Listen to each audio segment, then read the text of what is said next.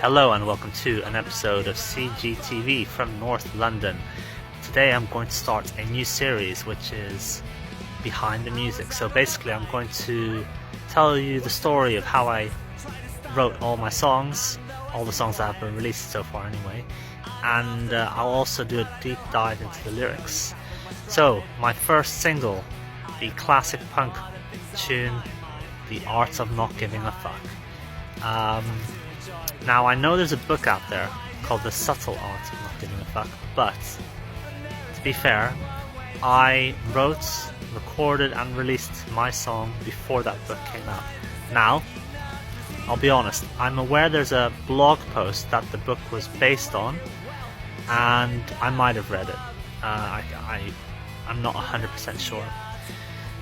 The way that it works with music, right, with songwriting, is that you take in all these influences.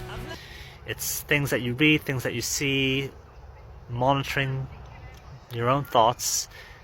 You overhear conversations or you hear friends say things that strike you as interesting, and it all goes into your head, and then it comes out later in songs, right? So who knows, maybe I was influenced by that. There's also a book called The Fuck It Way, which I definitely read before I ever wrote my song.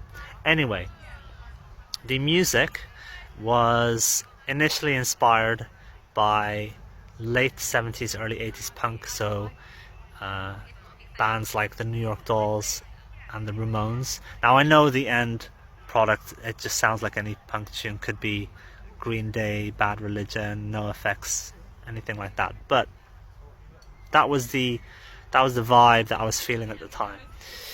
And I can't remember exactly when I came up with the hook, when I decided to call it The Art of Not Giving a Fuck, but I very distinctly remember when I had that hook line, because I was walking down the street and I was just singing it to myself. I was singing, "That's the art of not giving a fuck," and I was so excited. I messaged my brother and I said, "I've got the best song ever.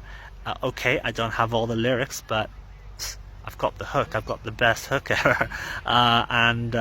For me, the most important thing when it comes to writing a song is that I have that core idea, that core perspective, the core theme, and when I have that, it makes writing the rest easier. It doesn't make it easy, it makes it easier.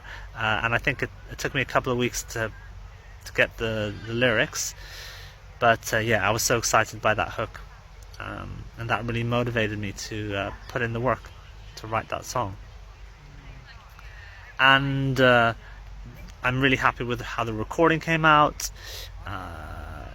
It's got a bit of a raw, loose feel to it, and when I perform it, either acoustically on my own or with a band, it always goes down really well.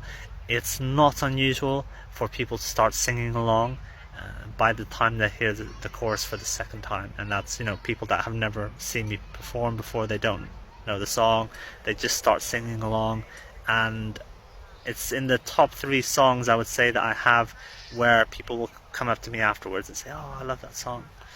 So yeah, very pleased that that's my debut single. In years to come, people will be amazed. They'll be like, "Wow, that was his first song that he put out." Very, very happy with it.